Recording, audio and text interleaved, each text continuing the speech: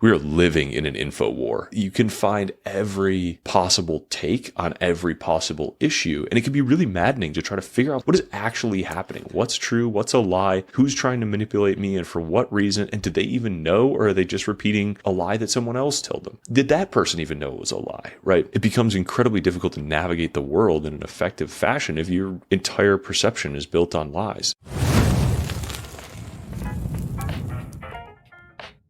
This week, we are back with Eric Jorgenson, who is one of my favorite recent guests. Eric is the CEO of Scribe Media. He runs a small rolling fund investing in early stage tech companies, and he's also the author of two awesome books, the Almanack of Naval and the Anthology of Balaji. So in this episode, you're going to hear us talking about that second book, which he's just released quite recently. This episode is essentially the Techno-optimist manifesto. This is the call to arms for the builders and the visionaries and the people that want to go out into the world and build or invest in incredible things. So you're going to hear us talking about a wide spectrum of things, but really a lot of Balaji Srinivasan's ideas about the future and about technology. First of all, who is Balaji? How did he become such a legendary polymath? We talk about the power of technology and truth. We talk about the intersection between technology and media, and also the West's media and technology war with China. Then we talked about the challenges of funding innovative ventures and why it can often be so hard to correctly imagine what the future could look like.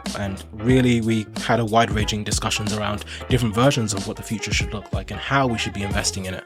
And then finally, we touched on one more of Balaji's ideas, which is the different types of truth. And so you're going to hear us talking about what the different types of truth are and why they're relevant to you. So this is a really great episode, like I said, for builders, investors, visionaries, anyone who cares about what the future could look like, what technologies we want to fill our lives, and how we could better shape the world that we live in. So you can get the full show notes, the transcript, and read my newsletter at theknowledge.io. And you can find Eric online on Twitter at Eric Jorgenson. If you love this episode, please do share it with a friend. And don't forget to leave a review wherever you listen to podcasts, because it helps us tremendously to find other listeners just like you. I've probably listened to way more than 50 hours of Balaji, and that is not because I'm some deep researcher. That's just because each podcast is at least 5 hours, and so you only have to listen to him talk maybe 6 or 7 times and you've got like 50 hours. And I think with both of your two books, I think they are important for different reasons. The Naval book, I think, is important because he doesn't say a lot. He's not always in front of the camera. He's not always coming on podcasts. He has said a lot in the past, but he's almost like the wise monk that disappears into the mist and comes back with a revelation and then disappears again for a number of years. And then Balaji, on the other hand, is always on podcasts. Like he does disappear in between, but when he comes out, it's almost like a visiting preacher, and it's so funny watching him go on some people's podcasts because he comes with his own message. It's not really so much of an interview. It's like he has the latest revelation and he's come to tell you about, his latest ideas, and he just does the rounds. And I think that is probably the harder one.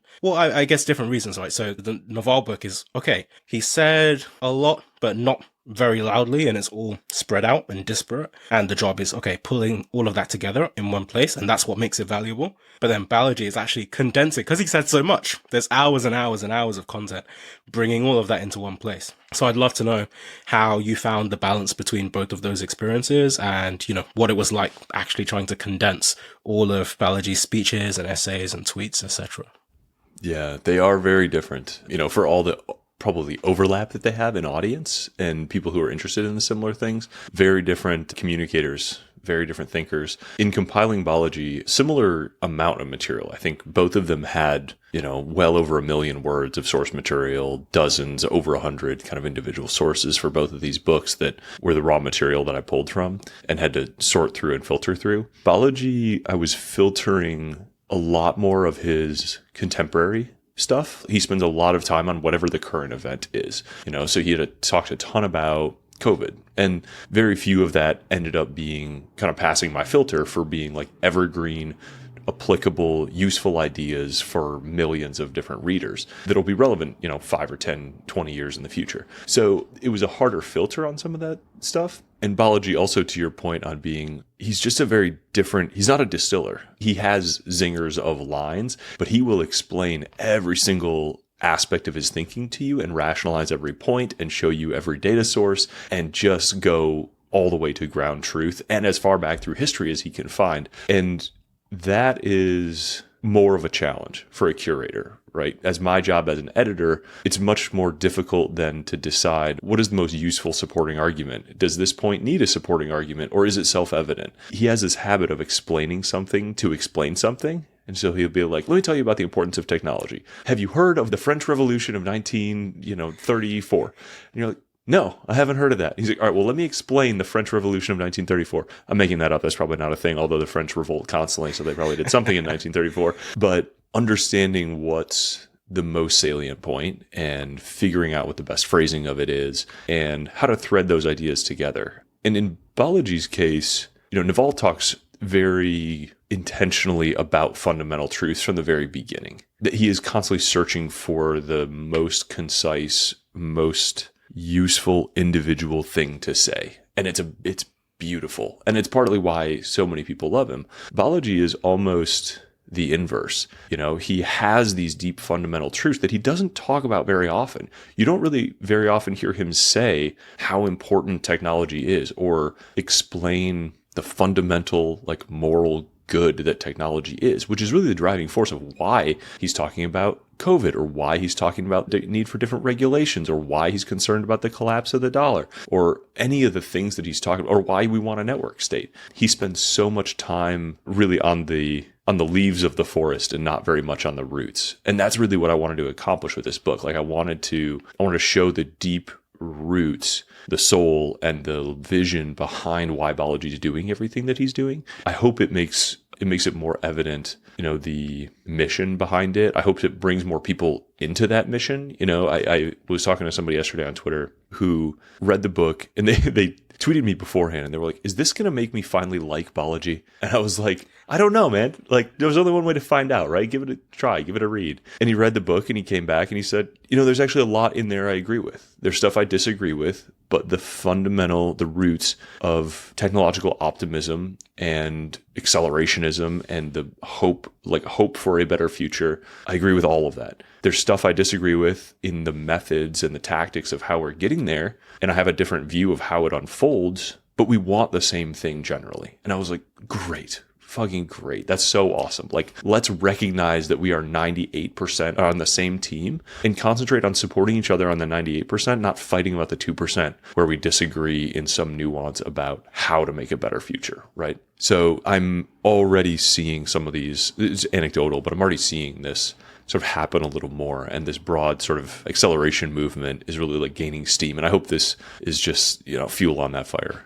Yeah, awesome. I think what is really interesting about Balaji for me, compared to lots of other people that you could mention within Silicon Valley or in other technology spaces, is that he almost equally embodies the practitioner, the philosopher, and the prophet who has, this grand idea, this methodology that he wants to share. And what I find really interesting is that, first of all, I think it would probably be useful for you to give us a proper bio on Balaji, because what I think is really key, or what's really interesting for me, is the fact that his background spans so many domains. And even like you just mentioned, sometimes he's describing something and he'll refer to some obscure mathematical theory, or he'll refer to history, he'll refer to geography. He has a background in genomics. He's been a CTO. So he pattern matches across all of these domains. But also simultaneously, in each of those domains, he seems to have beliefs that other people don't hold. Right? So within genomics, he might say something or believe something that other genomics practitioners don't. And within investing, he might see things that other people don't. He talks about de-dollarization, etc.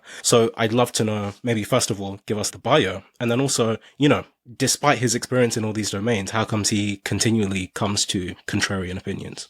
Yeah, I think you won't make it too far into the book before understanding why he's a contrarian. He's got contrarian in his blood from a very young age. There's a line in his bio, the very first chapter that I put together, which is his background. And he says in high school or middle school even, there was standings in the front of the school for who led in honor roll, who led in grades, and who had the most detentions. And he was always the top of both. So I think high performing, brilliant, and constantly in trouble, right? That is who he's been since a very young age. And he became a fighter very early on. And I think we see that a lot. That's probably why, to some extent, that guy was like, is this finally going to make me like Balaji? Balaji is not trying to be liked. Balaji is trying to be correct and accomplish his goal. And does not back down really from any confrontation along that path. And I mean, I respect the chutzpah, like he's just, and I'll give you the bio, but as you hear this bio, like think about all the fights that had to happen along the way and like what he had to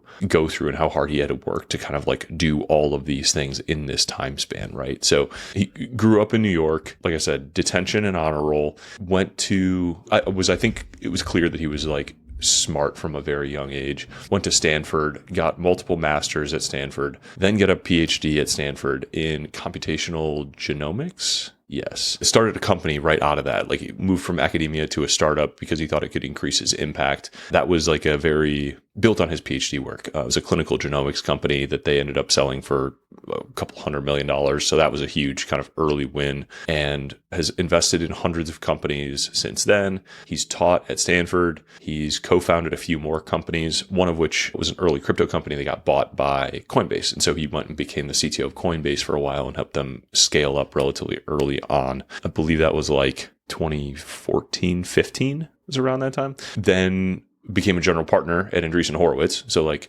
helped them do the crypto fund, helped them do a ton of what became, I think, quite high performing funds. So moved from founder to investor multiple times, operator back and forth, and then became I don't know what you would call what his career is now. Because none of us really know what, like somewhere between creator, author, investor, like profit. Like for the last few years, he's basically just been doing Balaji, right? That means continues to mean investing. He published the Network State. He is now like starting a Network State. He's got the Network State podcast. He is really like, the way I think of it, he's really serving an ideology, which I think is a really interesting way to think about your career, right? He's like, I want a brighter future. I want a frontier. I want space and freedom for technology to evolve and grow and have a greater impact. And like he spends his time now on whatever project he thinks is most likely to create that outcome for humanity, which is a really fascinating thing. As you think about your career, like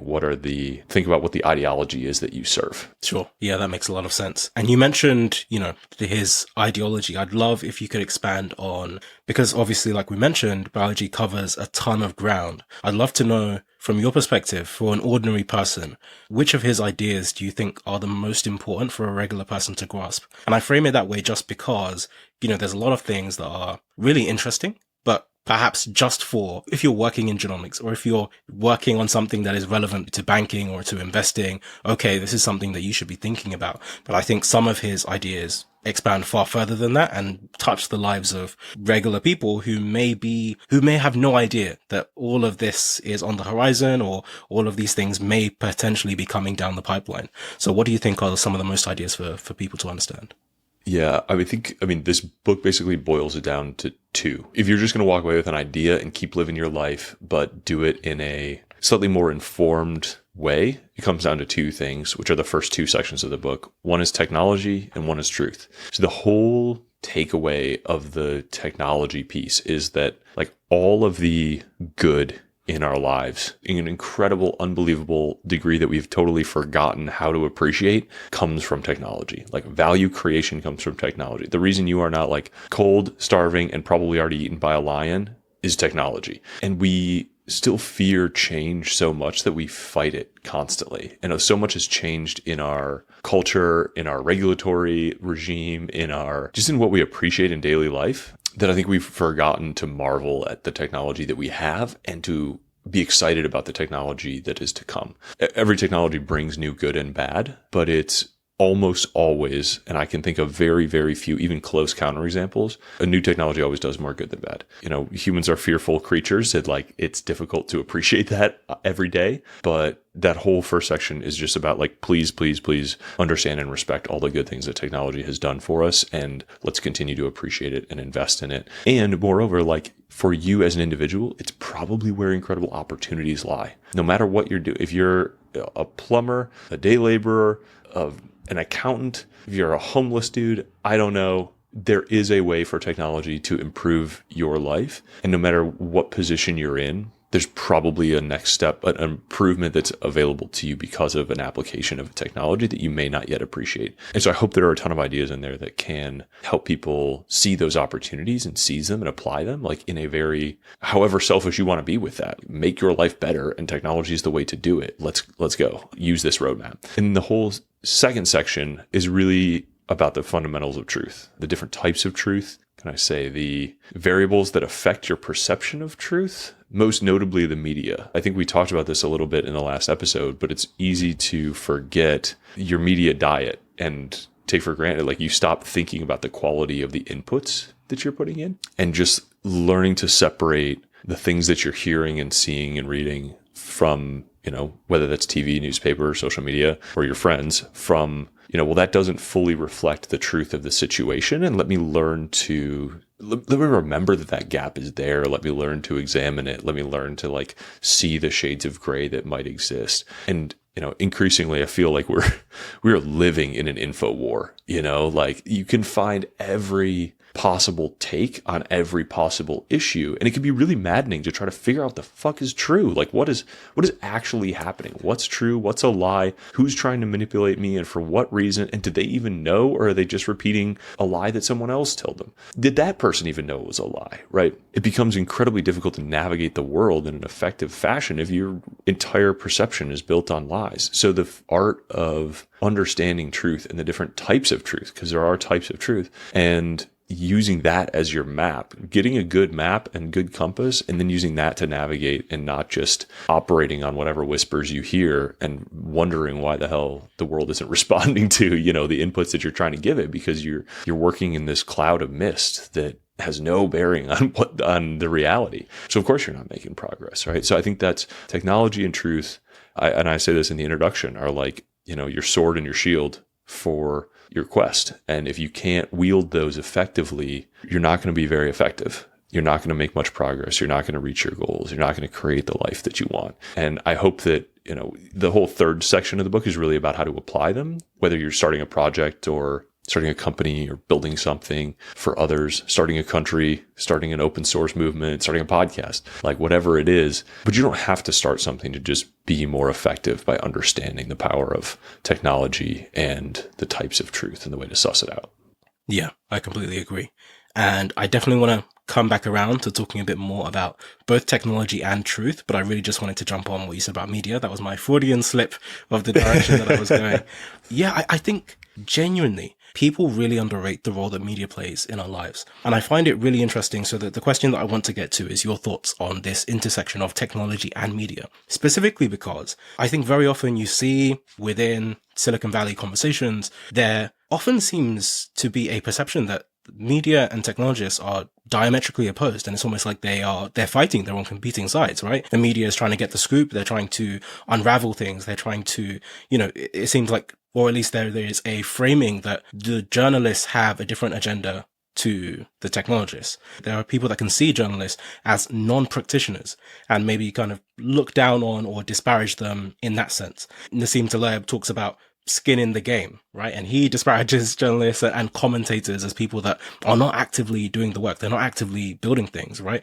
And I actually just saw a tweet from Nikita Beer that I laughed at earlier today, where he was, it was something like, people that are writing newsletters instead of building products, right? So I think overall, there's just this rhetoric about how these two things are separate and maybe not aligned. But then simultaneously, the media that we consume completely shapes the adoption of technology. There's some extent to which technology can make itself inevitable, but you just think about nuclear as an example and you see how, okay, the way that the media and journalists frame a particular idea, a particular form of technology can completely shape the way in which it's adopted simply because of legislation. We've seen the same thing with Bitcoin. You see the same thing with lots of different types of technology. It seems important in a sense for media and technology to be aligned so that people can get behind the right ideas and we can drive progress forward in the right way. So I'd love to know maybe some more of your thoughts, perhaps from what you've read from Balaji or from Naval, about what should we make of this intersection between technology and media?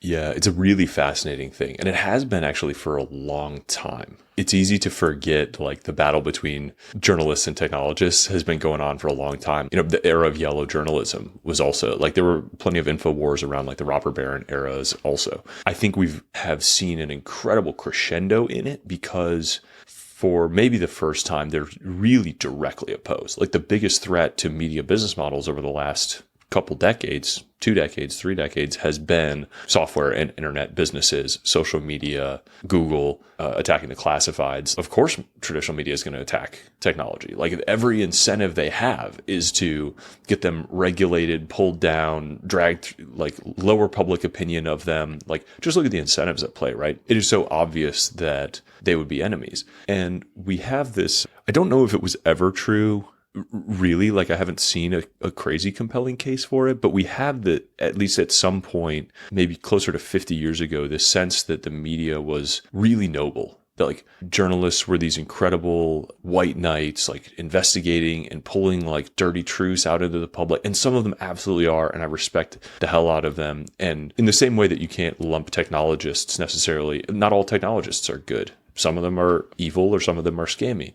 Journalists, some of them are just, responding to the incentives, and some of them are truly heroes, like heroes of humanity. But when taken at an institutional level, I think the incentive system tends to win out over the moral system. But it's just so I'd encourage people to look at the incentives at play, right? And try to read between the lines of what's being said and understand why it's being said and by whom and what their hope is. Because you, as the recipient of the media, are the goal. You're the mark. You are the resource. Like people are competing for your opinion, especially as an American. I think there's this interesting interesting dynamic where like the world powers are competing for the public opinion of America, because the public opinion of America to some extent drives American policy, and American policy to some extent determines what happens all over the world. Like what conflicts they get involved in, on whose behalf, and to what degree is a drastic thing. And to think that's being affected by like TikTok algorithms and hashtags and like relatively cheap resource wise,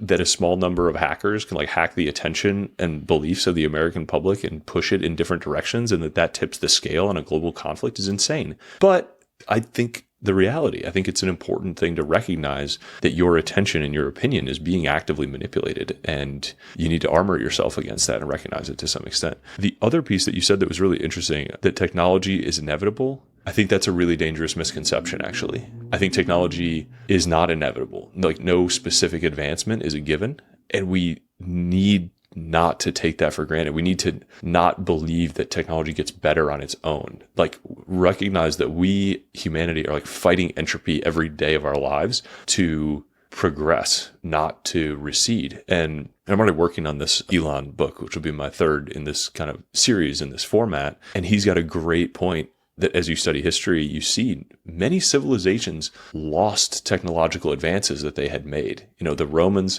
could build aqueducts and then at some point forgot. The Egyptians could read hieroglyphics and then at some point lost the ability to. It is not a given that technology, even the technology level that we have to maintain it, is not inevitable. You can imagine all kinds of disasters that would set us back a long ways, or simply breakthroughs that don't happen. Like, where would we be without Einstein? Where would we be without, Feynman and Oppenheimer and the people that created the bomb? Where would we be without Claude Shannon and the other like fathers of computing? Like there are so many small pivot points that the history of technology, and therefore the history of humanity, hinges on, that to not reach and strive for every single one of those that we can possibly get is just so short-sighted.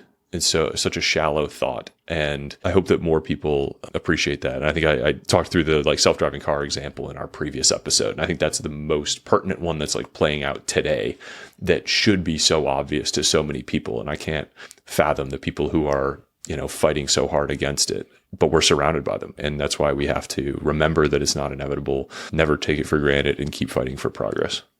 Okay, you make a really good point. That makes a lot of sense. So there's 2 questions that I want to ask. One is going to come back to this idea of technology. And actually, it does align with the inevitability of technology and some of Balaji's thoughts on that. But I did want to ask, this is a completely different question, but just from my own experience, which does intersect with this idea of like media and technology. I would love to know what you think about TikTok. Specifically because this is another one of these examples where I think I mentioned the last time we spoke, I worked in China. Like, it was a long time ago, but I worked at a law firm in China and I spent some time there. And very often when I hear some of this dialogue, there's a sense in which it feels like I've kind of gone behind the Iron Curtain, because there is a proliferating idea of, in various respects, what the life for the average Chinese person is like, or what China wants, or what Chinese people want in different respects. So on one hand, you have the perspective of, oh, Chinese people work like this, and, American people work like that.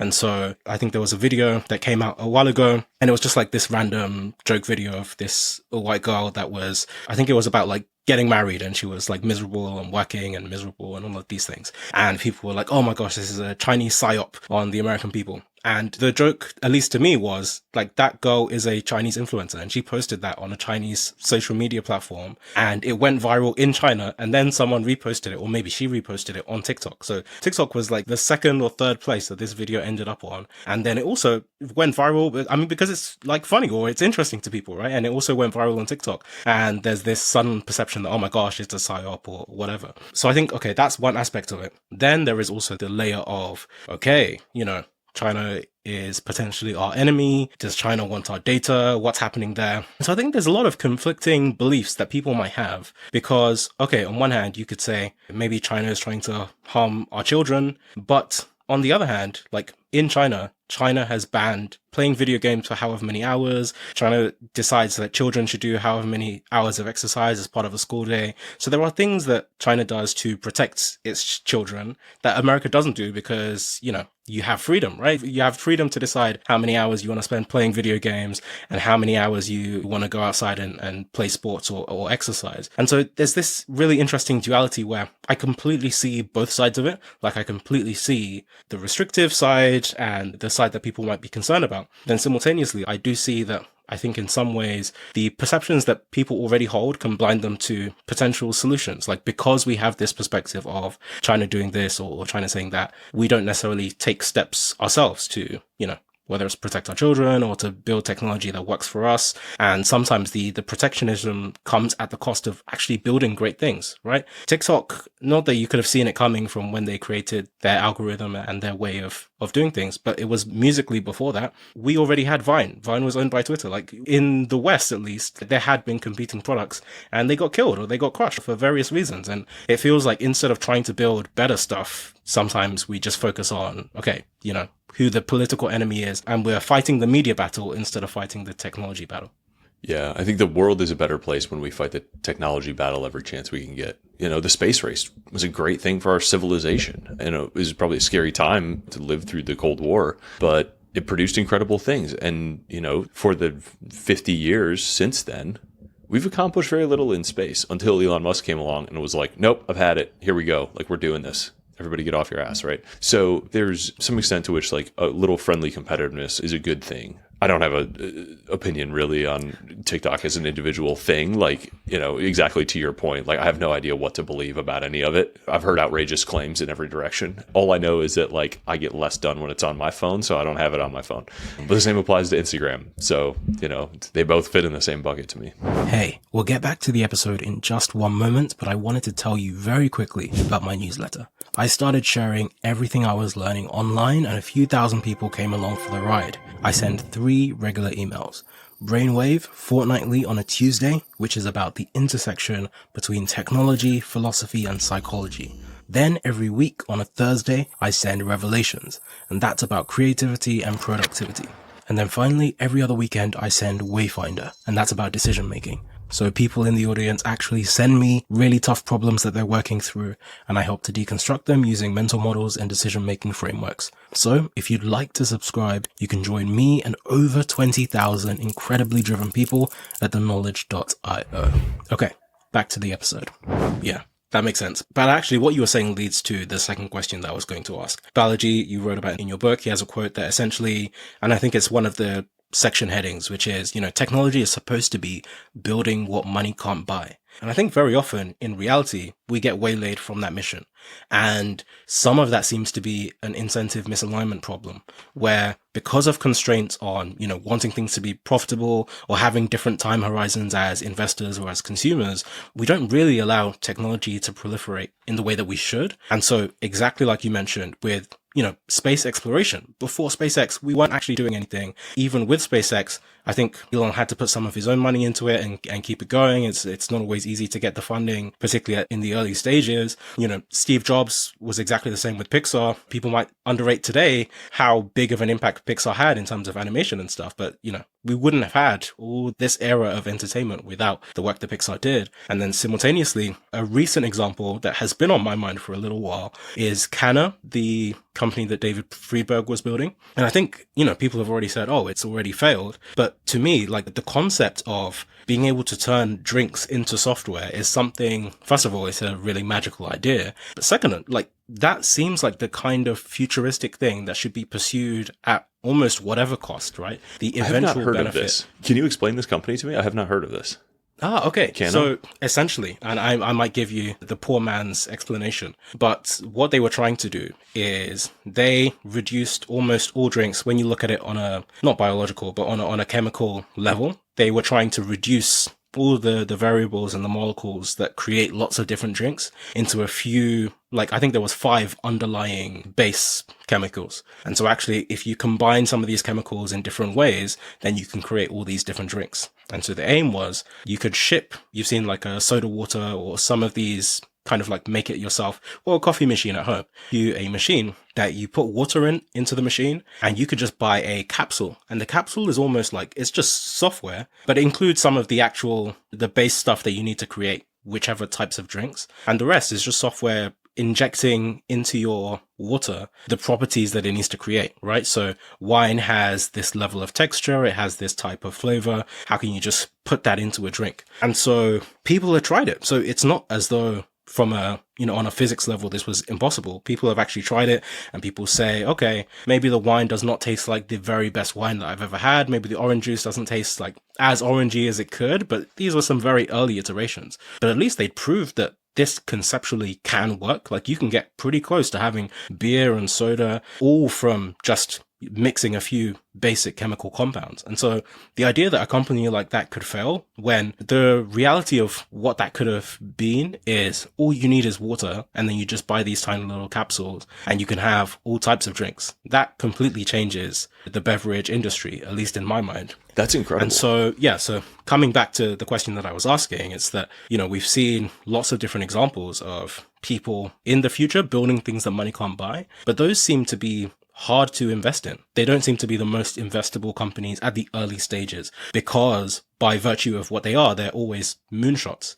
And so how do we get around this incentive problem where very often people just fund the 10th version of this super simple SaaS product that's for large enterprises and you just get lots of versions of the same thing because people have a short time horizon, people want to make money, etc.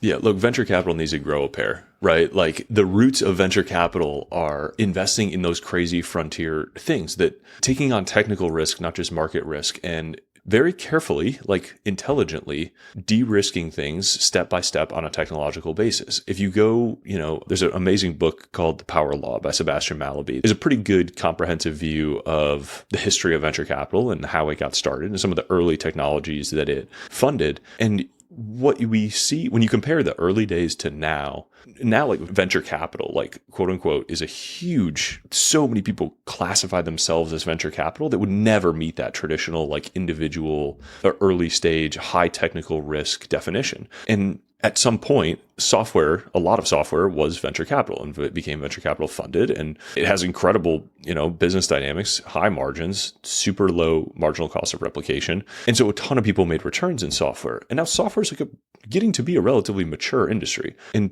to me, most people that invest in software still call themselves venture capitalists, but they're not real. Like not most of software investment now is not a frontier technology investment. It could still be a great investment. It could still follow to some extent the venture sort of portfolio math where you have to invest in 5 or 10 to get one that returns the others, but they're much lower capital intensity thanks to everything that has kind of all of the tooling that exists in the software world now. And I hope, and I actively participate in sort of a return to like, let's get back to funding the crazy stuff. Like when you hear about it, it should blow your mind. It should seem borderline impossible. It should shake you up a little bit. It should make you go, whoa. And exactly to your point, the very first chapter of the book is titled Building What Money Can't Buy. That is the point of a high-tech startup. I feel passionate about it. These are all the companies that like I try to invest in. We have a small early stage venture fund. And whenever possible, we seek exactly that, right? We want to take on technical risk. We want to find founders who are incredible visionaries, who are seeing 10, 20, 30 years into the future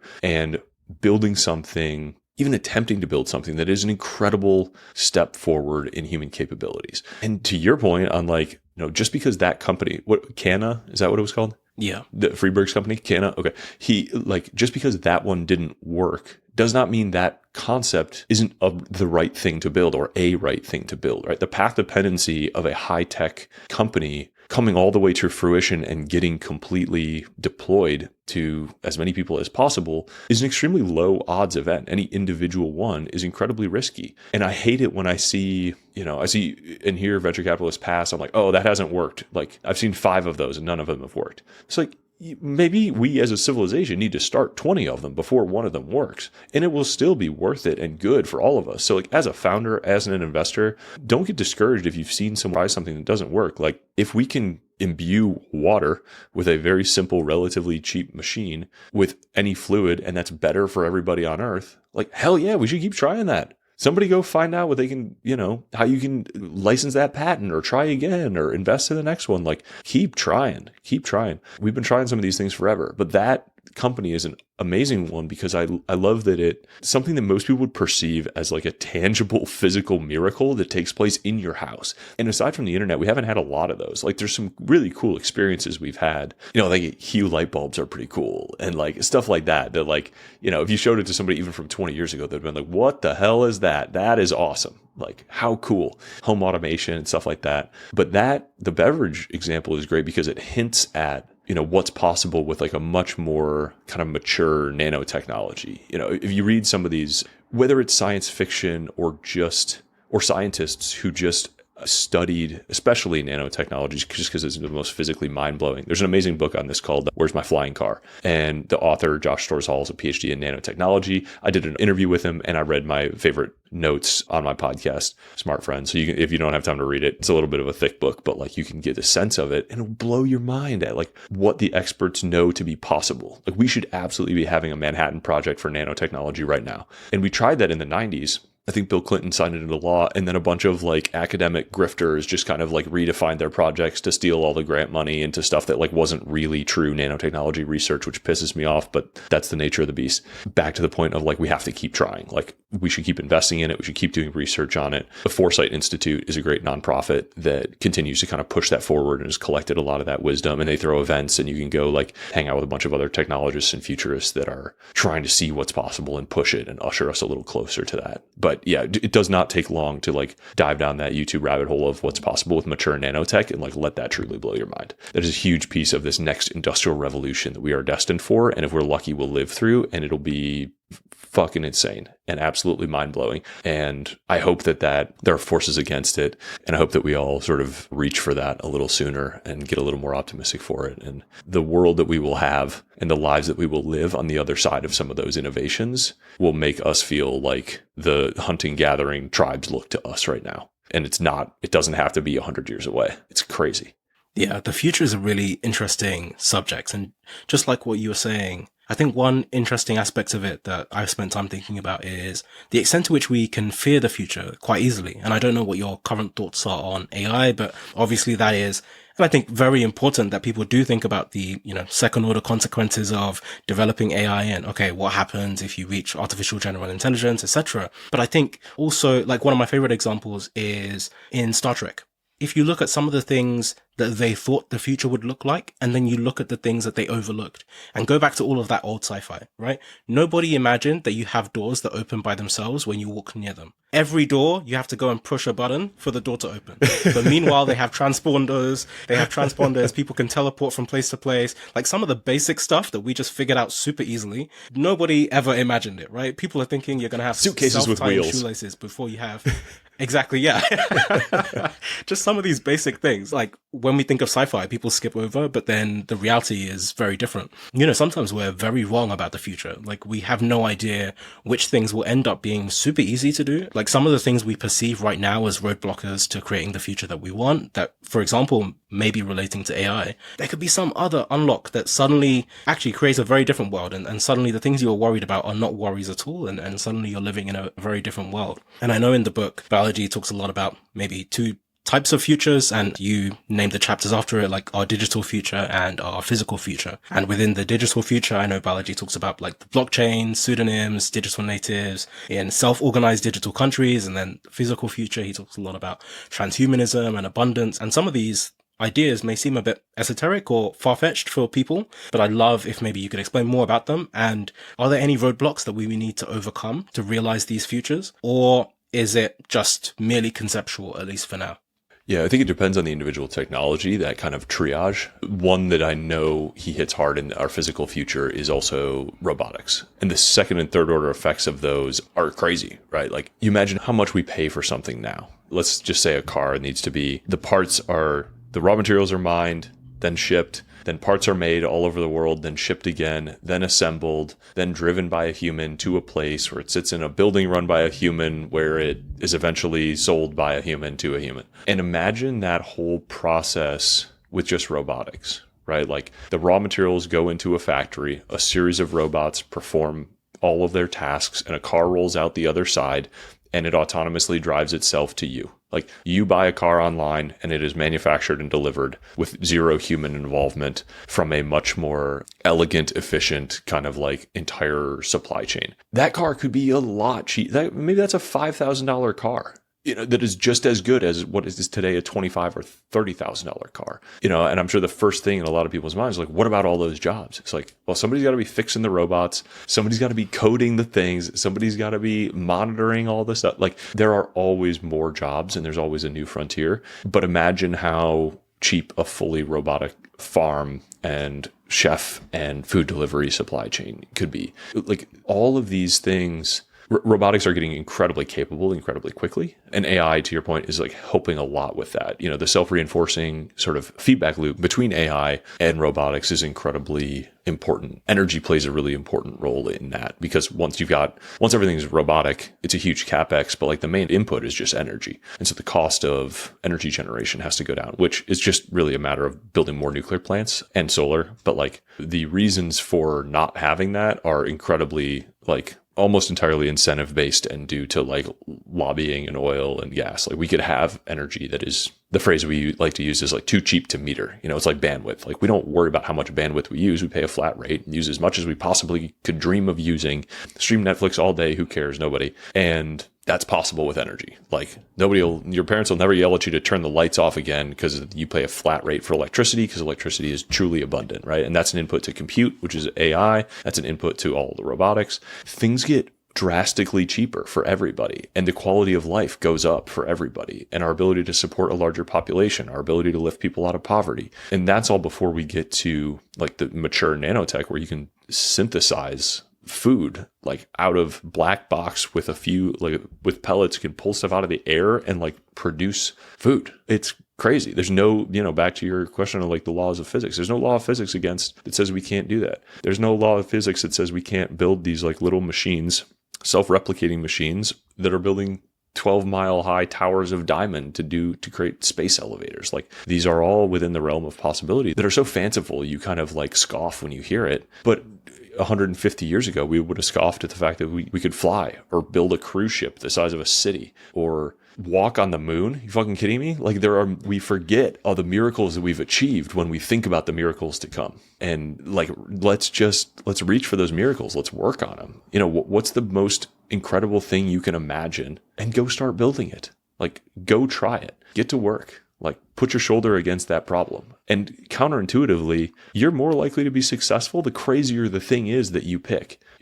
I don't remember a meeting from a year ago that I had of somebody doing like a SaaS app for gym memberships. Like, it just falls out of my brain as soon as it happens. I definitely remember the dude I met with a year ago who's like, I want pervasive hospital grade, like in every hospital in America, cryopreservation for humans. Here's my 12-step plan over the next 10 years to get there. I'm starting with cryopreservation of pets, and I'm starting in my garage, and I'm seeking funding for my company. Kai Micah Mills, go follow him on Twitter. He's a brilliant dude. He started a bunch of companies even as a teenager. Crazy vision, incredible thought. He's impatient for getting started on that problem, and he wants to solve death. And I salute him. What a crazy, awesome, bold, brave thing to do. And people are so excited to support him and be a part of that because his vision is so extreme, and it gives meaning to the lives of people who want to solve that problem. It's a beautiful thing. You could talk about that, a number of different examples in a number of different directions. We hold ourselves back for a variety of psychological reasons, basically, from taking the biggest swing that we can. And it's a shame. So I hope this removes some mental shackles for people. Yeah, I think it's really important.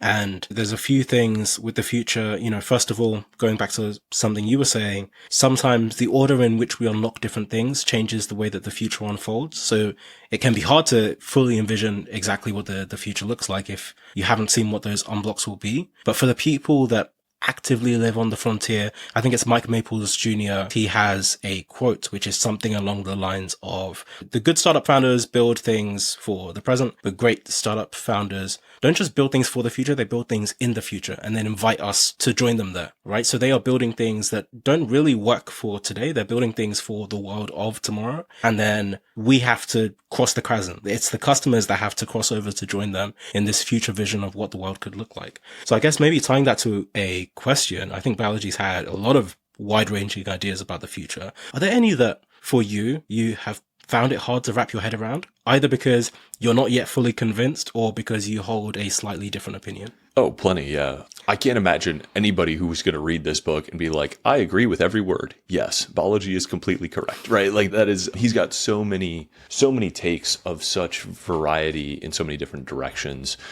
You'll absolutely find something to disagree with. I think everyone will. And I think he would, welcome that. And it's just interesting to kind of foil off of. You can think 2 of them are absolutely crazy. You can think 5 of them are okay. And you'll think 3 of them are holy shit, he nailed that. I've never had that thought before. And I absolutely believe that's how the future is going to be. And that's a pretty good ratio. That is a book worth reading, in my opinion, right? You will hear takes that you have never heard before. And some of them you'll love and some of them you'll hate. And that's okay. Everybody will take something else away, but I think everyone will take something away from this book. Okay, fair. And you mentioned before that the second pillar of this was truth. And I think there was 4 or 5 different kinds of truth. So scientific truth, technical truth, political truth, economic truth, and cryptographic truth. So what's the importance of this delineation between different types of truth? Why should people care about that? Yeah, it's important to recognize truth seems so singular. As soon as someone says there's multiple kinds of truth, it sounds like somebody's trying to bullshit you, right? Oh, well, there's your facts and there's my facts, and there's a truth to everything. There's important nuance between a scientific truth, which is something that we are kind of constantly in pursuit of. A true scientist would never say we are 100% confident in anything. We're only 99.9 some long number of repeating percent sure that the sun is going to rise tomorrow. Everything is a hypothesis in the process of getting upheld or disproven. Technical truth or mathematic truth, 1 + 1 = 2. We can be 100% confident in that, but it's it's in the abstract a little more. Political truth is an entirely different thing, right? And the difference between those two, political truth is something that is really determined by a consensus belief. When we all vote for the president, pick a new president, and choose to believe that, that guy is the president instead of that guy, we've updated our mental picture of who the president is. And that's a political truth. That's a consensus social truth that just humans have determined. Same thing with country borders. If an alien arrived on Earth, they would be able to tell us, they would agree with the scientists who were saying this tree is, this age because it has this many rings. They would not be able to tell us where the borders of our countries are. They would not be able to tell us, determine which of these, 400 million people was the president, because it's not an objective fact. It's a politically, socially constructed truth. And that gets interesting when it becomes fractal, right? There is a truth that the left believes. There's a truth that the right believes. And it's frustrating to see that people can create their own social consensus truths that may or may not reflect underlying reality. And when the scientific truth and the political truths come into conflict,